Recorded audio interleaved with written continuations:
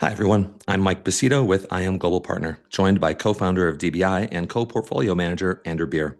Thanks for watching our February 2026 update on the IM Global Partner DBI Managed Futures Strategy ETF, ticker DBMF. So this month, we're calling our update simply Alpha Generation, which Andrew will expand upon shortly. But along those lines, let's start off with a few updates that we think you're going to find of interest. First, sticking with that alpha generation theme, this table shows a very basic comparison of DBMF versus the S&P 500 since the inception of DBMF in mid-2019. Now, as everyone has heard us say many times, we believe managed futures, and DBMF specifically, is a must-have part of any alternatives portfolio. But that's a qualitative narrative. What do the numbers say? Well, we think it's pretty clear here that there are few alternatives, especially liquid ones, that have shown this kind of diversifying impact with simultaneous alpha generating power. Going down the table, strong performance, albeit not as high as the very high bar US equities have set over the period, but a full 5+ points lower standard deviation and 6+ points lower drawdown than equities. That's with a Sharpe ratio that's over 3/4 as high as equities. But here's where it gets good for an alt allocator. Less than zero correlation in beta to equities, diversifying as an alt should, and 9.5% annualized alpha. In other words, delivering uncorrelated performance for portfolios. We would challenge any other alternative asset class or strategy to display those kinds of numbers. And this is exactly why we think any alts portfolio that doesn't have managed futures is missing a critical component and is incomplete.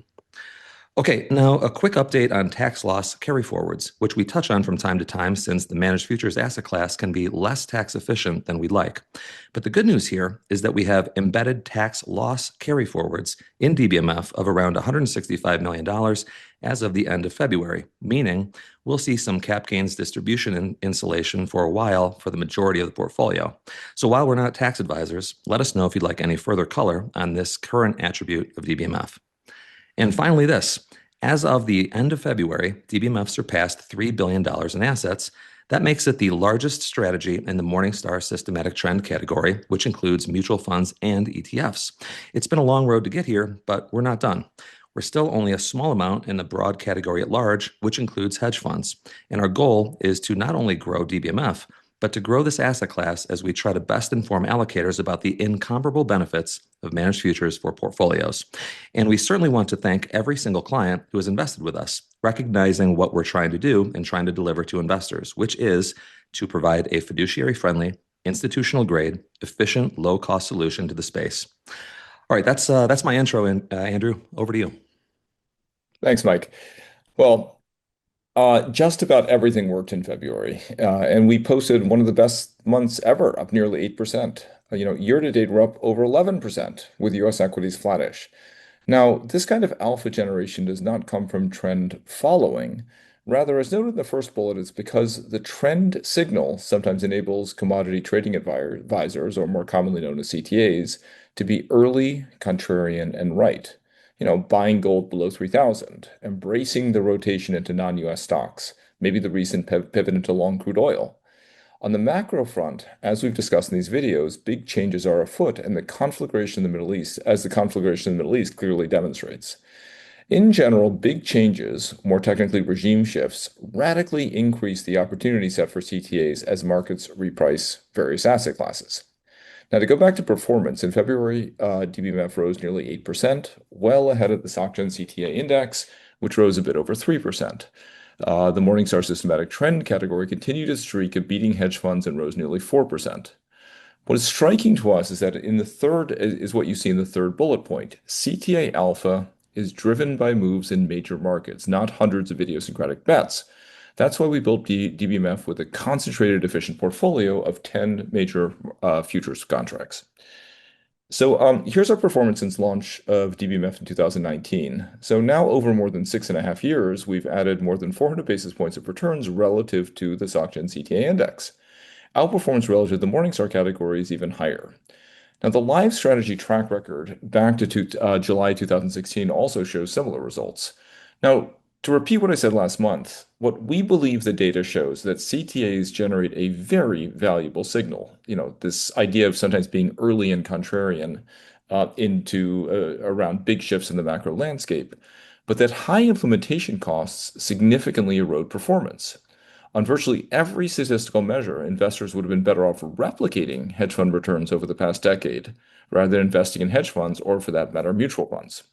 What's also interesting is that outperformance has risen dramatically over the past 3 years, around 500 basis points in 2024, 1,400 basis points in 2025, and nearly 400 basis points in just the first 2 months of this year. Now, we believe this is due to a rapid expansion of complexity in many CTA models, more markets, more risk controls, more short-term signals that have in aggregate cost performance.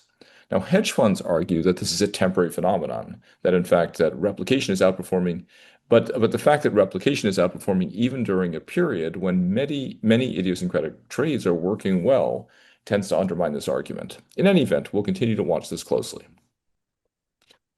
Here's our slide on volatility-adjusted positioning. The green bars are the volatility-adjusted exposure of our 10 futures contracts at the end of February, and the red dots are positioning at the end of January. Moving from left to right, in commodities, we dialed up the long crude oil position, which could be prescient given recent events, and continue to be long gold. We've dialed back a bit on the long euro, short yen spread trade.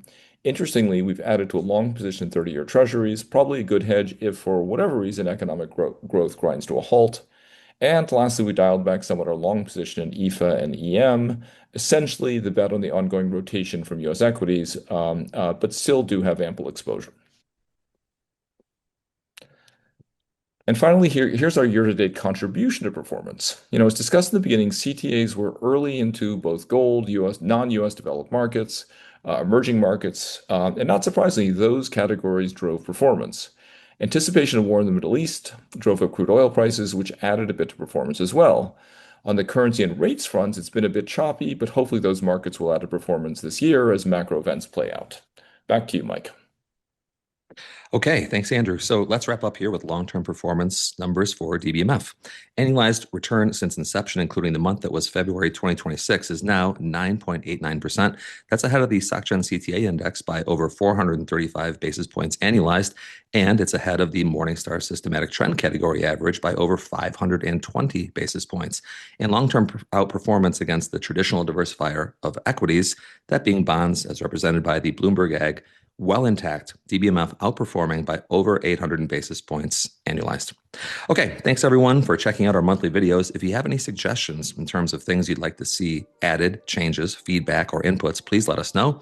Otherwise, if you have more questions about the strategy, would like further information or a call with us, please don't hesitate to reach out. Just send us an email at team@imgpfunds.com.